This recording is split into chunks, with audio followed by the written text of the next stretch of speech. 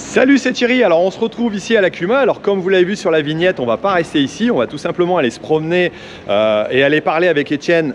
Eh ben, non pas d'élevage, mais tout simplement de communication, étant donné que voilà, je suis allé le voir et puis on a pu discuter pour tout simplement la sortie de mon bouquin et puis bien sûr parce qu'il est présent dedans et puis les reportages que je vais faire.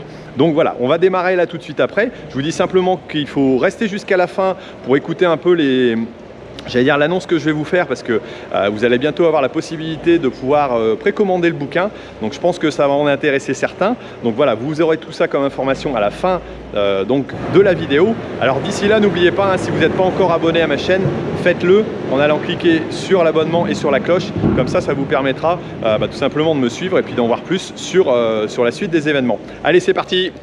Bon je me retrouve ici chez Étienne pour le dernier enregistrement donc des reportages. Ouais. Alors c'est un retour parce que j'étais venu cet hiver et tu avais eu un petit souci. Mais j'avais plus de voix. Et là tu vois, là elle est revenue là. Et là elle est revenue, donc ça va, il va pouvoir me raconter un peu son histoire, son fonctionnement et puis répondre un peu à toutes les questions. Alors là, on a installé le petit micro parce que voilà, chacun un petit micro pour que le son soit bon.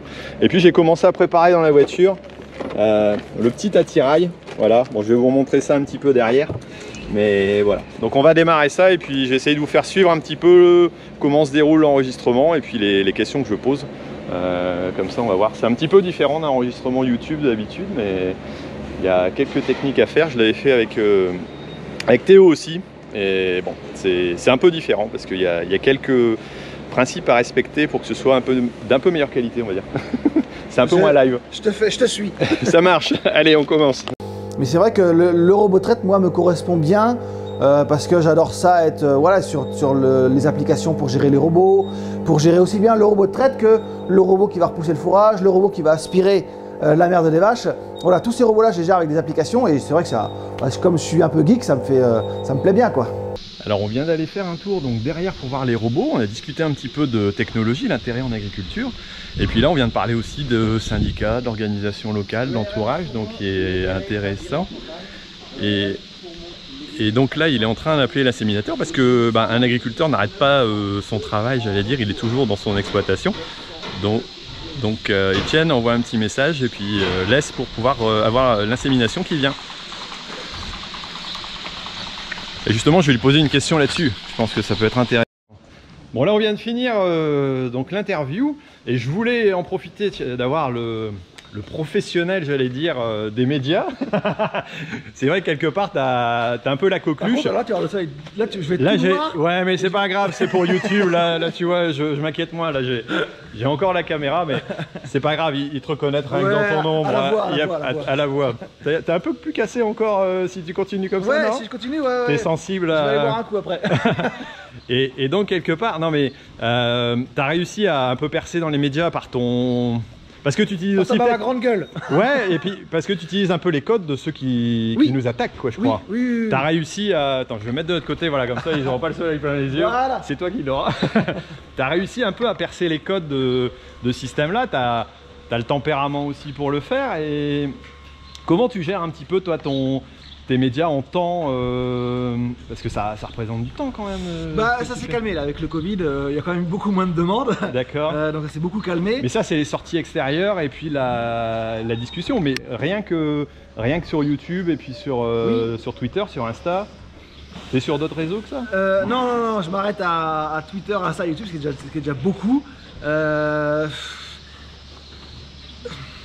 pense que c'est pas facile à expliquer parce que j'ai le téléphone qui est greffé dans la main. Là je l'ai pas sorti parce qu'on était on a discuté là. T'as cassé ta main hier soir d'ailleurs. J'ai pété mon téléphone hier soir, mais je l'ai explosé. Donc j'ai récupéré celui de mon père et je me suis rendu compte que pendant 2 heures sur téléphone, j'étais pas bien, quoi. Tu vois, je pouvais pas aller sur Twitter, sur YouTube, sur Instagram et tout. Et je me suis dit merde, j'aurais bien aimé y aller, quoi. Donc bon, j'ai été chercher le téléphone de mon père pour avoir un téléphone. Je le fais naturellement en fait, quoi. Tu vois, je parle là, je sais pas, c'est presque instinctif, quoi. Voilà, Et alors comment tu gères? Tu fais une vidéo par semaine? C'est ça? Tu publies le dimanche matin. Alors sauf là j'étais en vacances il y a 15 jours donc j'ai pas fait de vidéo pendant... Mais tu l'annonces sur les réseaux, mais je le dis, comme une vraie star. Exactement. Je suis en vacances donc il n'y aura pas de vidéo. Je veux pas non plus, tu vois, faire des vidéos pour faire des vidéos. Ouais. Je veux faire des T'es pas vidéos une machine de production, Voilà. Même si la régularité veut que YouTube théoriquement dise il faut que tu sois régulier, tout ça. Ouais, ouais. Bon, t'as quand même une régularité, mais tu sais t'en lâcher et puis. Exactement. Ouais, je veux dire, je veux pas être esclave de mon truc, quoi, tu vois. Même si c'est vrai que ça me manque quand j'en fais pas, mais si j'en fais pas, je vais pas non plus mourir, quoi. Donc si j'ai pas le temps, je vais pas le faire. Mais je prends ça comme un loisir aussi. Donc tu vois, il y en a qui adorent faire du vélo ou faire de la pêche ou des trucs comme ça. J'adore faire des réseaux sociaux ou faire des vidéos pour YouTube. Voilà, c'est vraiment un loisir. Donc ça me dérange pas de le faire, de passer du temps le soir ou le week-end. En trouvant un équilibre avec la famille et le boulot. Hein. Mais je veux dire, c'est presque naturel. Voilà. Et donc, après, oui, il y a les codes. Bah, tu as des codes sur Twitter, tu as des codes dans les médias, télé, presse, tout ça, tu as des codes. Et c'est vrai que j'ai bien compris comment ça marchait. Enfin, j'ai bien vu ces codes-là. Et j'essaye de les adapter pour pouvoir être visible aussi. Voilà. Et tu as évolué aussi dans ta communication parce que tu étais sur Twitter. Oui. Moi, je me rappelle de t'avoir rencontré au sommet de l'élevage il y a 2 ans, si je me trompe, ou 3 ans. 3 ans, où je t'avais interviewé. 2 ans. Tu n'étais pas régulier sur YouTube. Tu y étais un peu, je pense, déjà, ouais, mais pas beaucoup. Ouais. Depuis, tu as explosé. Ouais, ça a bien marché. Et quelque part, tu t'es adapté à ce système-là et tu le fais par goût, quoi. C'est comme tu l'expliques, quoi. Je le fais vraiment parce que j'aime le faire. Et puis si par exemple il y a des jours où ça me fait chier de le faire, je le fais pas. D'accord. Voilà. Mais ça n'arrive pas sauf quand le téléphone casse, quoi. Voilà, c'est ça. C'est vrai que non, je me rends compte que si je regarde, je prends un peu de recul de ce que je fais sur Twitter. Il y a des jours où je vais faire 1 ou 2 tweets parce que voilà, j'ai pas le temps, j'ai pas envie et tout ça. Et il y a des jours où je vais faire 10-15 tweets parce que voilà, je suis dans le truc et que j'ai envie de le faire. Mais j'ai pas d'objectif, voilà. J'ai pas d'objectif entre guillemets de rentabilité, de nombre de vues, nombre d'abonnés. J'ai pas d'objectif, voilà. Je le fais parce que ça me plaît et je calcule pas. Moi j'ai eu des demandes. Pour gérer mon compte YouTube, de boîtes de communication qui m'ont dit bah attends, viens chez nous, on va te gérer un peu tes miniatures, on va te gérer tes vues, on va regarder un peu ce que tu fais en termes de vues, d'abonnés, d'optimiser tout ça. J'ai eu des demandes plusieurs fois, on m'a demandé, hein, mais j'ai toujours refusé parce que peut-être que ça arrivera un jour, hein, je dis pas non, hein. Mais aujourd'hui j'ai envie déjà de contrôler ce que je fais et comme c'est un loisir, j'ai pas d'objectif. Plutôt moins que plus, c'est pas avec ça que tu gagnes ta vie. Non, non, c'est pas avec ça que je gagne ma vie, ça c'est sûr. Donc puis je me dis que même si je laisse une boîte de com gérer ma chaîne YouTube par exemple, parce que c'est tout ça qui m'intéressait, je gagnerais, enfin je pense pas que je gagnerais mieux ma vie, donc ouais, on n'est pas non plus dans des niveaux d'audience. Non, voilà, YouTube ça va me rapporter à peu près 300 € par mois. Déjà si je prends une boîte de com, bah, ils vont m'en prendre une partie déjà. Donc peut-être qu'ils vont améliorer le truc et je vais avoir un peu plus d'audience et un peu plus de revenus. Mais ça m'étonnerait que je gagne des... Et alors tu es sur les réseaux mais tu es aussi présent sur... j'allais dire en live, enfin en live, c'est-à-dire à des conférences, à l'IRL. Alors là ces derniers temps c'est un peu plus compliqué. Ouais, c'est un peu plus calme. On a loupé tous les salons, même entre youtubeurs, on en discutait tout à l'heure sur notre petit réseau, on s'est moins vu et ça nous manque, quoi. C'est clair. Quand est-ce qu'on va pouvoir se retrouver pour les tweets apéro. Pour les tweets apéro, voilà, c'est le tweet ou c'est l'apéro qui manque? Ouais, un des deux. Non mais c'est vrai qu'on apprécie aussi de se rencontrer. Oui. Et quelque part, est-ce que ça te fait kiffer aussi? T'es invité aussi sur des plateaux de télé, pas mal, t'as fait quand même une paire de plateaux cet hiver, peut-être avant le Covid. Ouais, puis cet hiver, puis il y a eu l'effet salon de l'agriculture, on nous donnait aussi kiffé. Ouais. Voilà, l'effet salon de l'agriculture aussi te remet en avant aussi au niveau des médias. Donc ça c'est entre guillemets le salon, c'est les médias demandent des agriculteurs. C'est la semaine de l'agriculture. Ouais, voilà, donc ils t'appellent, si t'es un peu sur les réseaux, ils t'appellent forcément plus que le reste de l'année où ils t'appellent beaucoup moins, quoi. Mais ouais, j'en ai fait beaucoup cet hiver, plusieurs émissions de télé cet hiver.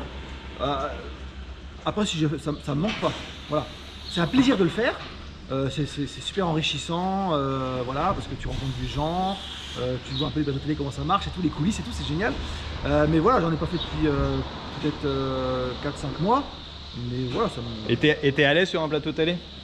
T'as pas de... T'es pas vraiment timide comme gars. Non, voilà, c'est ça. Ouais. Je pense que voilà, comme je parle facilement, je suis pas timide, déjà ça leur plaît. C'est plus facile que, voilà, tu vas appeler un gars qui va venir, qui va dire 2 mots, oui, non, bonjour, au revoir, et ça va pas trop les intéresser.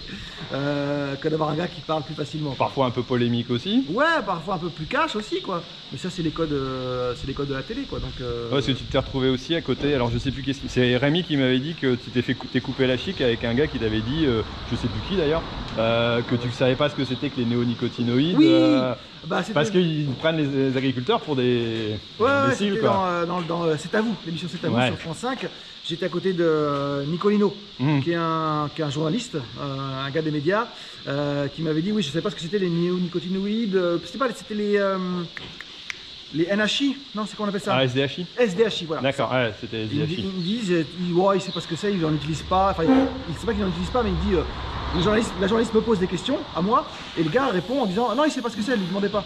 Je dis, bah si, je sais ce que c'est, même si je ne suis pas un spécialiste du sujet, parce que moi, c'est plus les vaches que les cultures, mais je savais que j'en utilisais, et je savais ce que c'était, quoi. Et je lui ai répondu et tout, je l'ai un peu cassé parce qu'aussi il avait parlé de l'ANSES qui avait pas fait, qui avait dit un truc qui était faux et tout. Donc j'ai dit bah non, la réalité c'est que l'ANSES a fait un communiqué pour dire que voilà, il travaille sur le sujet et que c'est pas du tout ce que vous dites vous. Donc on avait il y a eu un petit conflit comme ça avec lui. Mais lui c'est un mec des médias. Oui, et quelque part il joue un rôle. Il est perché dans son truc quoi. Je veux dire, il a jamais mis les mains à terre, il sait pas ce qu'il fait de faire pousser des cultures, mais il va t'expliquer comment faire quoi. Ça ne me dérange pas de t'expliquer comment faire quoi.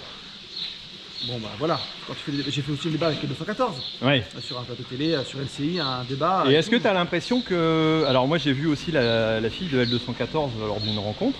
Ouais, et rien qu'en expliquant que ça avait touché mon gamin, j'ai eu l'impression que, parce que j'avais parlé de ton cas aussi à ce moment-là, de dire, vous vous rendez compte, c'est comme un viol, vos gamins, est-ce qu'ils sont prêts à subir ce genre de choses, c'est violent quoi.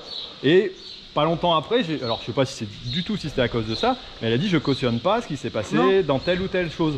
Et est-ce que ça, à ton avis, quand tu discutes aussi avec eux, c'est pas que pour le fun, ça peut faire évoluer un petit peu aussi leur façon de penser? Alors L214, c'est pas des violents. Clairement, c'est pas des violents. Après, ils participent, entre guillemets, directement à ce mouvement violent parce qu'ils mettent dans la tête des gens des choses fausses. Mais je veux dire, ils demandent pas aux gens à les taguer, à les casser. Non. Jamais. Ça, ils sont non violents. L214, de ce côté-là, ils sont non violents. Ça c'est sûr. Mais c'est vrai que leur communication participe à rendre des gens violents. Oui. Voilà. Ça, c'est une évidence. Mais eux le sont pas. Donc ils vont toujours te dire qu'ils sont pas violents, si tu veux, mais leur communication participe à... Après, il y a des associations welfaristes aussi qui, elles, sont plus évolutives. Enfin, elles parlent de l'évolution et avec elles, tu peux discuter. Moi, je les ai rencontrés, je sais plus, on les avait vus discuter lors de rencontres.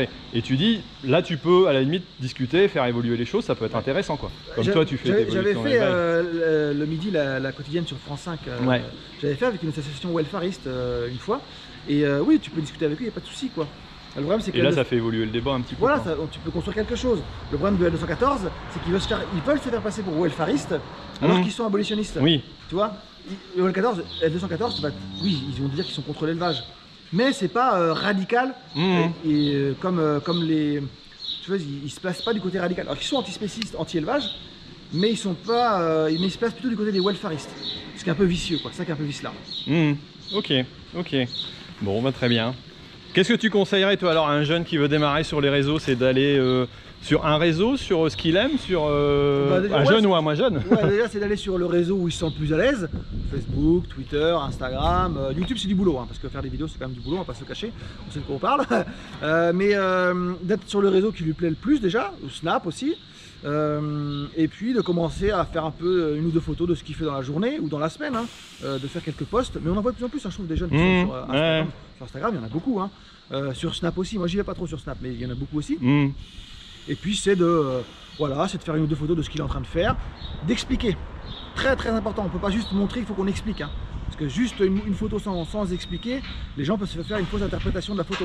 Donc il faut bien qu'on explique aussi la photo, pourquoi on le fait. En 2 lignes, c'est pas à peine d'écrire un bouquin, mais c'est très très important de montrer, mais d'expliquer ce qu'on montre. Voilà, c'est super important. Et est-ce que, ne serait-ce que montrer à ses voisins, ses amis, leur faire visiter notre ferme, est-ce que ça fait pas partie aussi du rôle qui est encore plus impactant à la limite qu'une vidéo? Parce qu'on sait que les vidéos, les réseaux sociaux, ça vaut ce que ça vaut, mais le réel... le réel est beaucoup plus efficace. Enfin, Théo me disait, quand j'ai été le voir, qu'il avait une amie qui mange pas de viande, quoi, qui est vegan. Il y a une amie qui mange pas de viande. Ça doit plus être une amie normalement. Non, mais après, je pense que quelque part on peut respecter leur choix à partir du moment où ils respectent notre travail aussi, quoi. Mais rien que de leur montrer, ils se sont dit, bah, c'est pas du tout Ah ce non, qu'on... Et ça, Alors, on tombe souvent sur le cul là-dessus. En termes de communication et de pédagogie sur notre métier, le top du top, qui est le plus efficace, c'est l'accueil à la ferme. Mmh. C'est sûr. Ben là, les gens qui viennent voir, même s'ils sont anti-élevage, végan, quoi que ce soit, quand ils vont venir dans l'élevage, ils vont pas repartir en disant, ah, c'est un gros connard. Ils vont dire, ouais, je mangerai pas de viande, je mangerai pas de viande, ça c'est sûr. Ouais. Je ne boirai pas de lait, ça c'est sûr. Mais j'ai vu que les animaux, bah oui, ils sont en bonne santé, quoi. Ils sont pas déprimés. Il y a des vaches qui posent le pied dehors, Ouais, voilà. Il y a des en loge. Merci la vache. Mais ce que je veux dire, c'est que accueillir des gens sur la ferme, c'est le top du top en termes de communication pour expliquer. C'est sûr, c'est évident. Et après, tu as d'autres niveaux. Tu as les réseaux sociaux, tu as les médias classiques, voilà. Tu vas avoir des impacts différents. Mais si chaque agriculteur, chaque jeune, chaque personne qui aime l'agriculture arrive à faire venir quelques voisins, quelques amis qui ont des idées à peu près conçues, ça peut faire du volume, quoi. On est quand même 550, un peu plus. Bon, 850 si on compte tous ceux qui bossent dans l'agriculture, parce qu'en général ceux qui bossent aiment bien aussi. 850 000 là. 850 000, ouais, 50 000. On va pas chier, donc si on en fait venir 10, ça fait quand même 8 millions de personnes, ça fait presque 10% de la population, c'est énorme, quoi. Bon, après les Parisiens, on aura plus de mal à les faire venir. C'est ça, non, mais c'est difficile de faire venir tout le monde sur la ferme. C'est facile de faire venir tout le monde sur la ferme. Dans le temps de les accueillir, pouvoir les faire venir et tout. Ouais, mais une fois par an, ça peut l'être. Non, mais c'est sûr que plus on accueillera de gens sur nos fermes pour leur montrer la réalité de l'élevage, ou de l'agriculture en général, plus ce sera efficace. Ou aller dans des écoles ou montrer d'autres choses. Ouais, ben on le fait aussi. Tu vois, nous les GIA, on va beaucoup dans les écoles pour parler de notre métier. Ça c'est génial parce que on touche directement les gens pour montrer la réalité, quoi. Non, mais il y a encore beaucoup de choses à faire. Donc il y a encore des bonnes idées et puis encore des choses à... non, mais par contre vraiment, si vous voulez commencer pour montrer votre métier, faites-le parce que vous avez envie de le faire. Oui, je pense qu'il faut avoir du goût et puis... Et puis après, il y aller petit à petit, tranquillement. Prendre son temps. S'attendre un jour qu'on va se prendre une balle dans la tronche. Se dire que les réseaux sociaux, ça peut être violent. Ça peut être violent. Mais je pense que les jeunes le savent aujourd'hui, ça. Que les réseaux sociaux, ça peut être violent. Ouais, eux ils le vivent, ouais. Et par contre, de faire venir quelqu'un chez soi, en général, ça l'est beaucoup moins. Après, si tout le monde n'y croit pas forcément, mais... non, mais c'est encore une autre étape de communication. Ouais.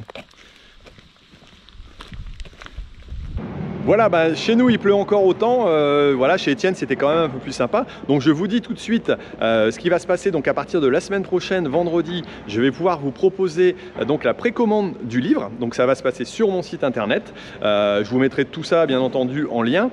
Si vous voulez en savoir plus tout de suite et surtout être informé, avoir le mail pour pouvoir être les premiers à pouvoir le commander, et vous mettez tout simplement un petit message et vous laissez vos coordonnées sur le formulaire de contact qui va apparaître ici en dessous et puis là ici en haut à droite de l'écran, et vous aurez aussi la possibilité d'avoir pas mal, voilà, déjà la primeur du livre, la primeur de la commande pour pouvoir l'avoir à Noël, parce qu'en effet il devrait arriver tout simplement pour décembre, pour pouvoir vous aussi l'offrir. Vous aurez aussi un prix intéressant parce qu'il n'y aura pas de frais de port. J'ai trouvé un système pour pouvoir vous éviter ça. Je pense que ça peut vous économiser un peu d'argent. Et puis la possibilité aussi de m'accompagner pour avancer ensemble dans la communication sur l'agriculture. Et ça, vous le comprendrez aussi, avec pas mal de petits avantages et de petits trucs sympas, voilà, qui sont en annexe du bouquin et qui pourront plaire, je pense, à pas mal de monde. Donc voilà, n'hésitez pas à aller cliquer là-haut et puis ou ici en dessous pour vous inscrire sur la lettre. Comme ça, vous serez les premiers à être informés si vous n'êtes pas encore inscrit sur ma liste. Et puis sinon, on se dit à la semaine prochaine pour en savoir encore un peu plus sur la sortie du bouquin, voilà, et ce que ça contient exactement, parce que je vous expliquerai exactement tout le contenu. Allez, moi je vous laisse et puis je vous dis à bientôt. Allez, ciao.